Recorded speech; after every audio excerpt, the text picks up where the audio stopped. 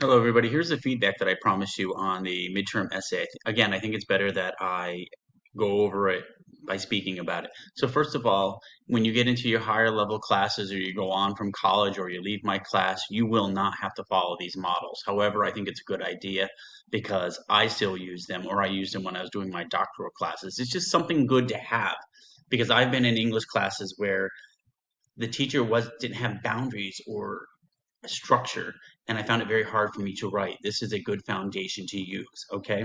So first of all, I want to talk about Model A. So most of your thesis statement was really good. Remember, a thesis statement is just a topic sentence on steroids, so you're going to cover more. So here's the way I like thesis statements. Atticus is from a higher social class than Mama, period. I think it's fine. Or Atticus is from a higher social class than Mama because, and then you can list the reasons.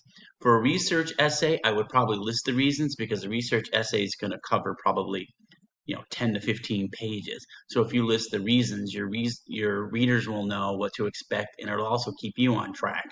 Because if you list the reasons, excuse me, reason one will be the first part of your essay, reason two will be the second part, and reason three will be the third part of your essay, or how many reasons you have.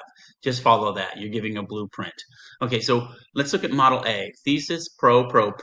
So Atticus, let me come over here. So let's look at this one. Atticus is from a higher class based on his occupation. So this is the topic sentence for my pro argument number one. So if you look at this, let me jump over here, guys. There we go.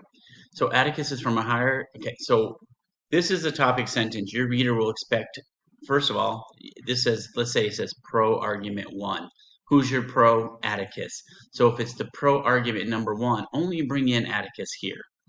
And then Atticus is from a higher class, and you know that you're going to talk about his occupation because he was a lawyer. Here, look at this topic sentence. Atticus is from a higher class than Mama based on his occupation. A lot of students did this in the pro argument, and it threw me off because if you're saying Mama in the topic sentence, I would expect to see Mama in the body paragraph. And I don't really want to see her in the pro argument.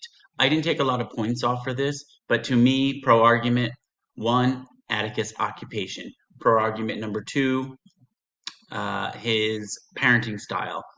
And then Atticus, what was another thing? The respect he had within town, or the fact that he had Calpurnia, his wealth. I mean, he wasn't wealthy, but for that area he was.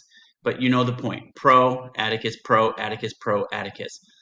Some of you, I thought, should have used Model C,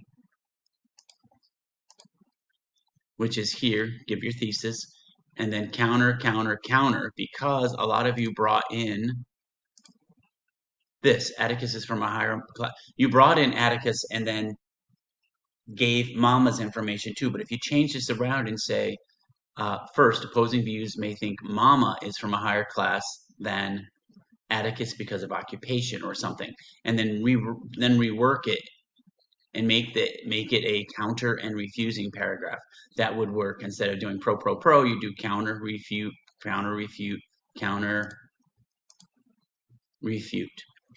Excuse me.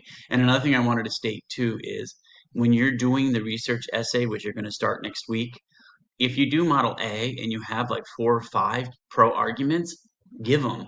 And then here, counter argument and refutation. If you have 2 or 3 paragraphs, use 2 or 3 paragraphs. This is just a foundation. So if you need to add more paragraphs, go ahead.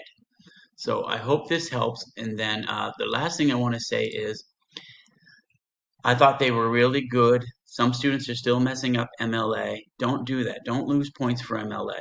I mean, that's, some of you are writing so well, and then I deduct points for MLA, and I hate to do that. And then I had 2 or 3 students who are still using I, me, we, when you shouldn't be using those in formal writing. You will read research articles from databases that use we, and that's fine for them. But for my class, I really want you to just write formally. Once you leave my class, do whatever you want to do. So I know I'm a little picky, but I think it's going to help you in the long run. Okay, if you have any questions, let me know. Thank you.